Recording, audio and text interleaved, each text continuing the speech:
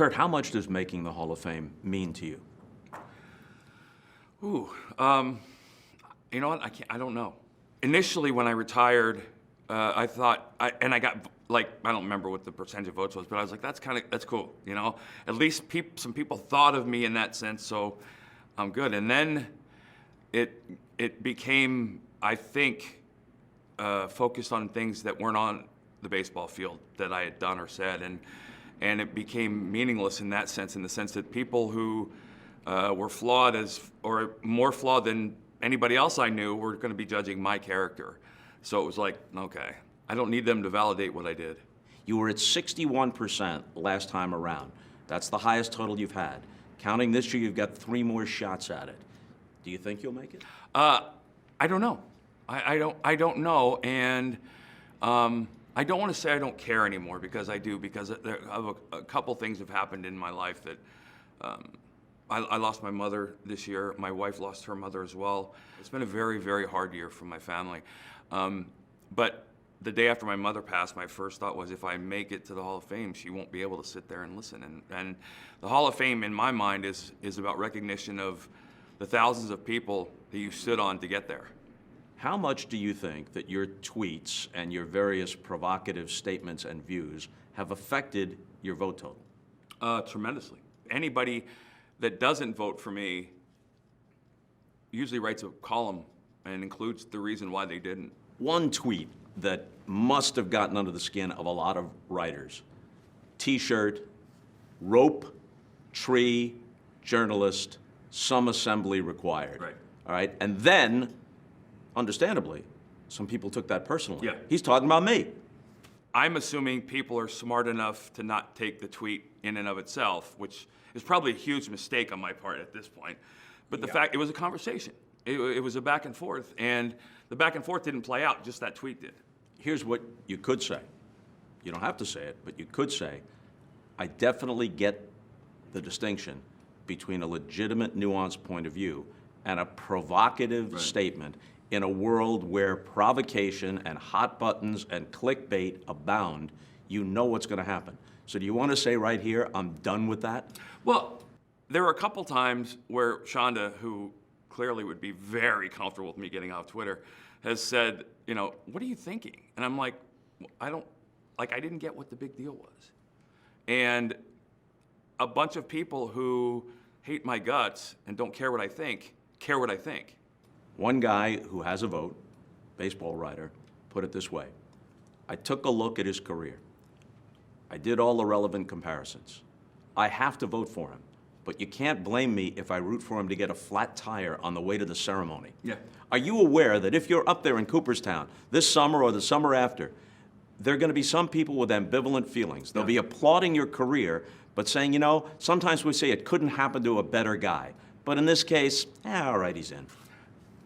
Yeah, I'm human. I don't want people to not like me, but I understand in the world of how many people aren't going to like you. But I have never maliciously tried to hurt someone, verbally or you know. That doesn't mean I haven't done it, but to be made out to be a really, really bad guy is something that I'm not happy about. I'll put this as concisely as I can. I am sure that if I walked through the Hall of Fame and somehow could get a read on this, that there are people of various political and personal viewpoints that don't align with mine. That would not stop me from voting for them or against them based on what they did on the field, except if you're talking about something that impacted the competition. If you're talking about PEDs, or if somebody cheated, and that may come out now in what we're talking about with the Astros and the Red Sox and maybe other teams, that affects what happened on the field. But I am not going to take a microscope to a guy's entire life. To me, if the guy's performance made him Hall of Fame worthy, that's all that matters. Yeah, and well, you're not in the majority. Apart from the win total, and even that, it's in the same vicinity as Don Drysdale, same vicinity as Catfish Hunter.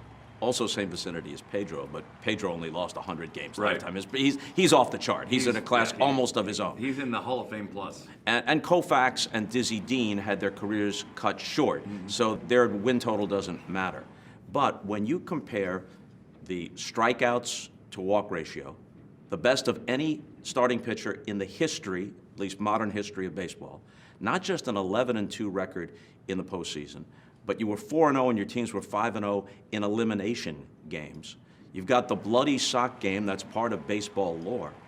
In my mind, I would have voted for you. Broadcasters don't have a vote. I would have voted for you on the first ballot. Well, and I appreciate that. And all the things you just mentioned, if I don't get in the Hall of Fame, they're still there. So, and I still have my 3 rings and my trophies. So, you know, I think now, I'm at a point now where I can say if I don't make it, I would be disappointed. But the things that I earned and won in my career won't go away if I don't make the Hall of Fame. And the 2 things I wanted, and I've told this story over and over again, my wife and I, in 1992, my wife Shonda and I were talking. It was after my first year in the big leagues that I had some success. And she asked me what I wanted out of my career. And I said I wanted 2 things. I wanted to win the Roberto Clemente Award, and I said, when I retire, I want to look back and have every player I ever played with say, life or death game, who do you want to have the ball? And I worked for those things my entire career. That was important to me. Will you be nervous on Tuesday? Oh, sure, absolutely. I don't think I'm going to make it this year.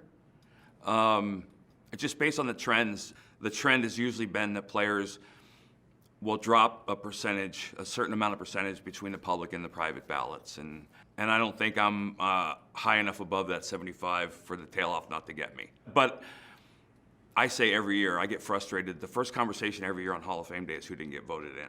Hall of Fame is about talking about the guys that get in, and Derek and Larry were Hall of Famers. There are also some pretty good people that aren't in the Hall of Fame. If I'm outside the Hall of Fame with Louis Tiant, I'm all right.